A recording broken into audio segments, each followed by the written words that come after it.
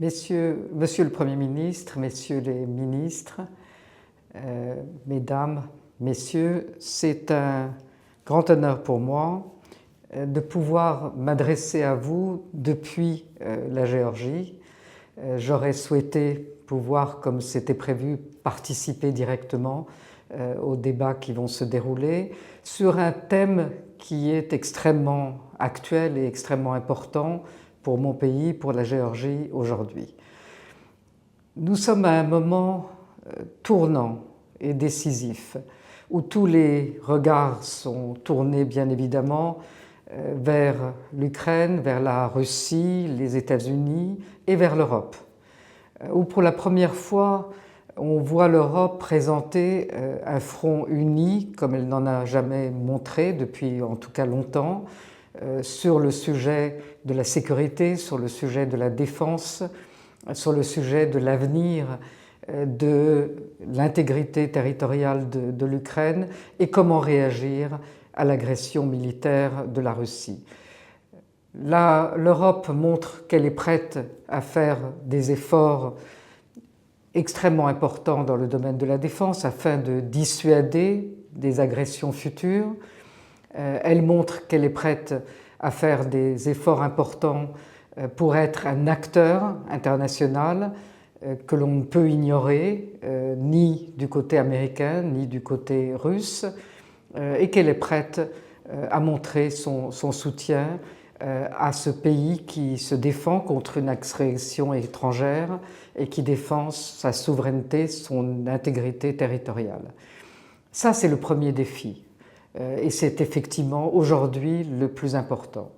Mais derrière ce premier défi se profile un autre défi pour l'Europe et pour nous tous, qui est le défi à la démocratie. Parce que la Russie a déjà commencé à préparer une autre guerre, une guerre qui se déroule chez nous, en Géorgie, qui est une guerre hybride, qui est une guerre qui est menée par la voie d'une propagande intensive qui a commencé il y a déjà plusieurs années, qui est menée par les fraudes électorales qui sont soutenues, qui sont massives et qui sont le fait d'une nouvelle technologie. Ce ne sont pas les fraudes anciennes que l'on peut observer à travers les observations d'élections auxquelles nous sommes habitués. C'est une guerre hybride qui repose sur des réseaux nouveaux et qui soutient les mouvements autoritaires. Et c'est quelque chose qui se déroule chez nous de façon très évidente et très rapide.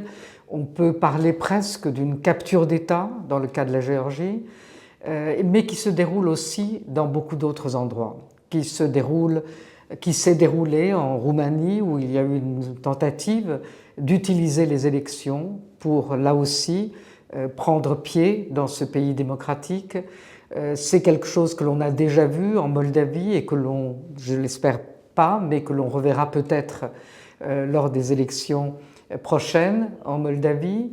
La Russie n'a pas caché que si elle ne parvenait pas à ses fins en Ukraine par la voie de la guerre, ce qui est en train de se produire, qu'elle n'a pas réussi à gagner, elle n'a pas réussi à conquérir ce pays, mais elle espère faire mieux avec sa propre vision de comment est-ce que la paix doit être organisée, mais surtout la Russie compte sur demain les élections en Ukraine pour essayer de faire un peu la même chose que ce qu'elle a réussi en Géorgie, et je l'espère pas complètement, puisque ici la société civile se bat encore, la population se bat encore, elle est tous les jours dans la rue pour montrer que nous n'avons pas abandonné.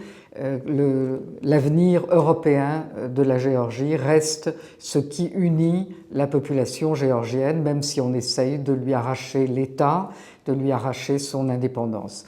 Et je veux revenir ici à l'Europe, parce que c'est là où l'Europe est concernée.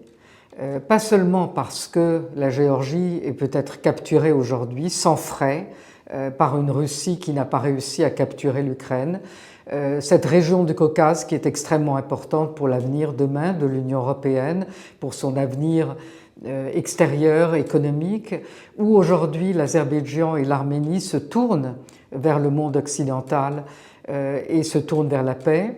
et se tourne vers un développement plus démocratique, à ce moment-là, la Russie met son pied en Géorgie et dit stop à l'évolution vers l'Europe.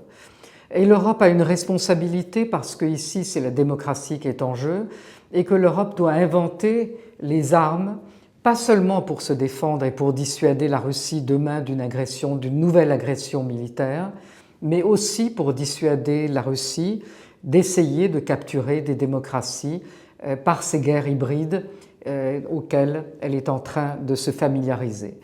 Cette guerre hybride, nous la connaissons.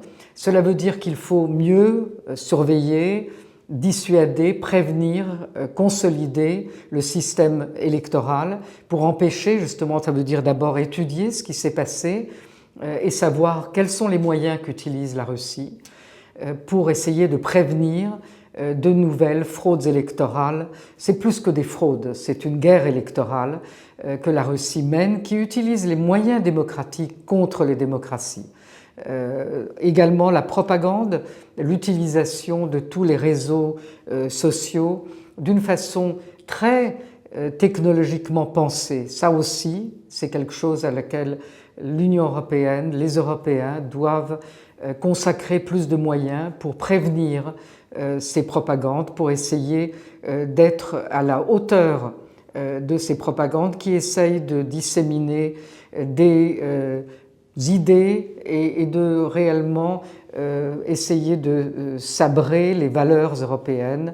Et tout ça fonctionne quand c'est massivement asséné à des populations qui n'ont pas les moyens de se défendre. Le soutien aux médias libres, partout en Europe, partout dans ces pays qui sont plus directement menacés par la Russie. Et cette responsabilité de l'Europe de prévenir et de guérir, je dirais, et de maintenir la démocratie partout où elle a progressé, partout où nous étions en train de construire véritablement un état de droit et de gagner en quelque sorte notre entrée dans l'Europe. Donc je voudrais dire ici que la guerre qui se mène militairement en Ukraine est une guerre qui est menée chez nous aujourd'hui pacifiquement, mais de façon hybride, et que là aussi nous attendons plus d'attention, plus de soutien, parce que nous sommes aujourd'hui, en 2025, en train d'être un terrain d'expérimentation de la Russie, comme nous l'avons été en 2008 sur le terrain militaire. Et à ce moment-là, si les réactions avaient été plus rapides, plus vives, plus massives, sans doute nous n'aurions pas eu la situation en Ukraine que nous connaissons aujourd'hui. Et aujourd'hui, le moment est venu de faire face, de faire front à cette nouvelle attaque directe contre la démocratie dont nous sommes le premier petit mais important test. Et nous lançons cet appel, je lance cet appel au nom de la population géorgienne. Et je vous remercie de m'avoir écouté.